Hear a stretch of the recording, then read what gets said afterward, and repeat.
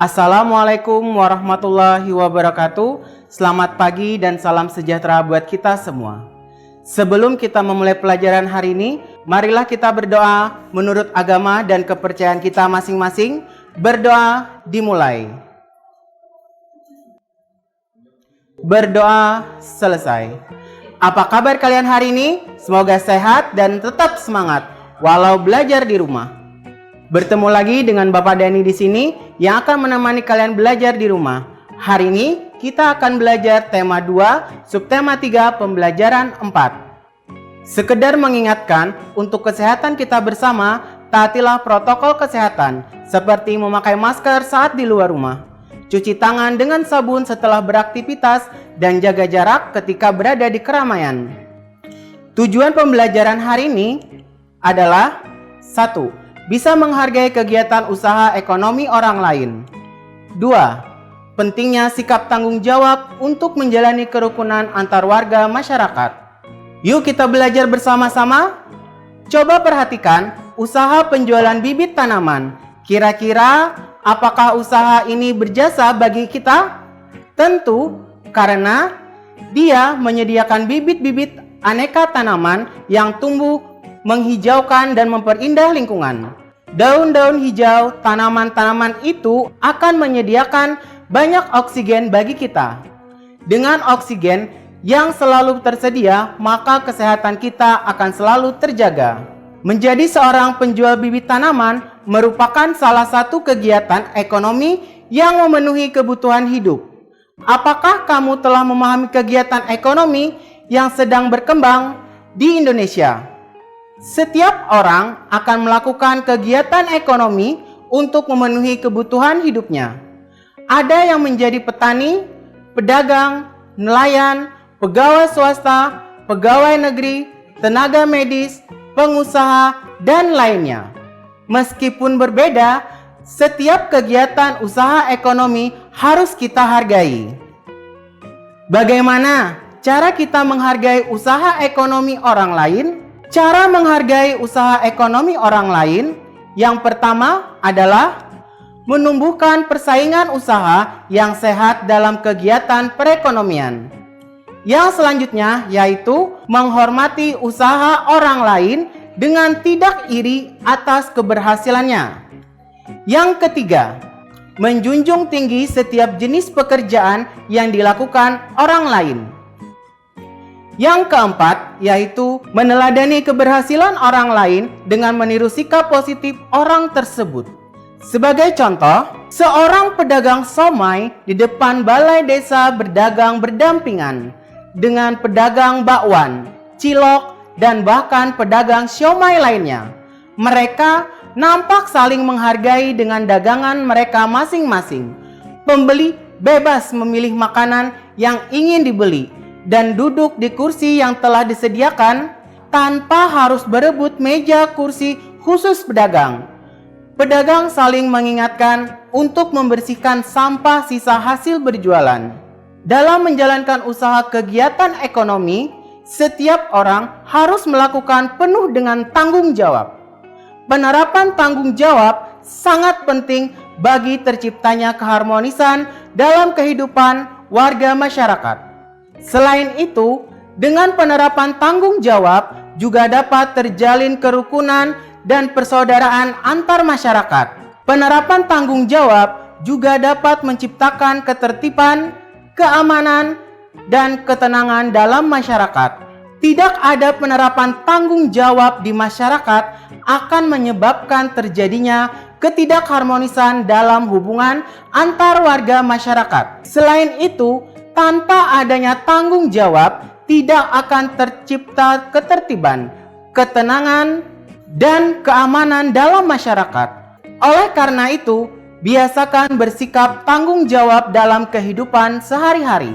Sebelum kita melanjutkan pelajaran, marilah kita saksikan yang mau lewat terlebih dahulu.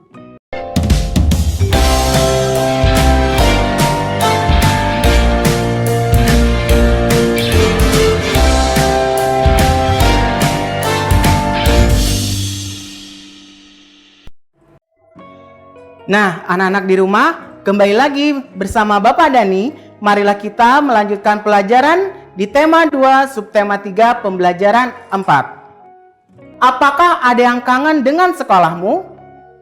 Di sekolahmu ada kepala sekolah, guru, siswa, dan penjaga sekolah. Bagaimana jika semua orang di sekolah tidak melaksanakan tanggung jawabnya masing-masing? Apa yang akan terjadi apabila semua orang tidak melaksanakan tanggung jawab dengan baik? Akan mengakibatkan ketidakharmonisan di lingkungan sekolah, ketertiban, keamanan, dan ketentraman dan ketenangan tidak akan tercipta. Adapun tanggung jawab di sekolah, yang pertama, belajar dengan giat dan tekun. Yang kedua, bertoleransi terhadap perbedaan di sekolah. Yang ketiga, menjaga kebersihan sekolah. Yang keempat, melaksanakan piket sesuai yang disepakati. Yang kelima, datang ke sekolah tepat waktu. Begitu pula, jika kamu berada di rumah, kamu harus melaksanakan tanggung jawabmu sebagai warga rumah.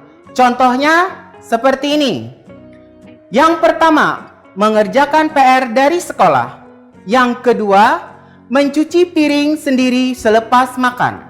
Yang ketiga, melaksanakan kebersihan rumah. Yang keempat, membersihkan tempat tidur sendiri. Dan yang kelima, tidak membuang sampah sembarangan.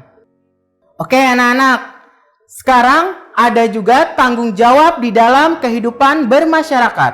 Yang pertama, menjaga kebersihan lingkungan masyarakat. Yang kedua, mematuhi peraturan berkendaraan dan aturan lalu lintas. Yang ketiga, membayar pajak bagi yang berstatus wajib pajak.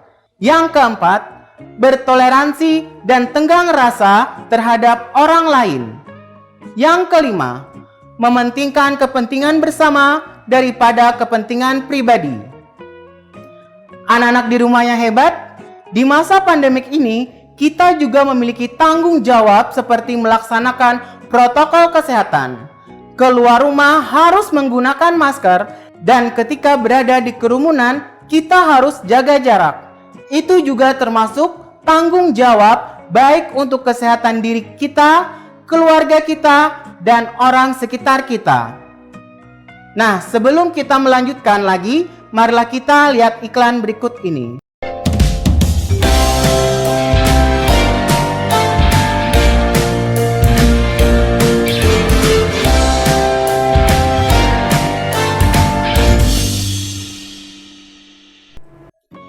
Baiklah anak-anak di rumah, mari kita lanjutkan.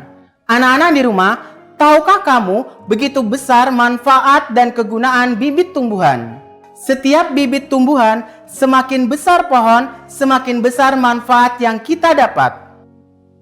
Tiap unsur tumbuhan memiliki manfaat masing-masing, seperti pada batang dan akar bisa bermanfaat menahan tanah agar tidak longsor. Masih banyak lagi manfaatnya seperti menghasilkan oksigen sebagai obat-obatan, sebagai bahan makanan untuk kita manusia ataupun hewan, dan banyak lagi lainnya.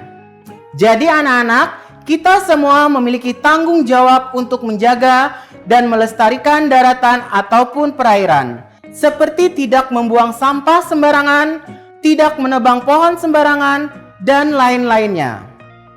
Untuk kesimpulan pembelajaran hari ini, yang pertama adalah kita tahu bagaimana cara usaha ekonomi orang lain.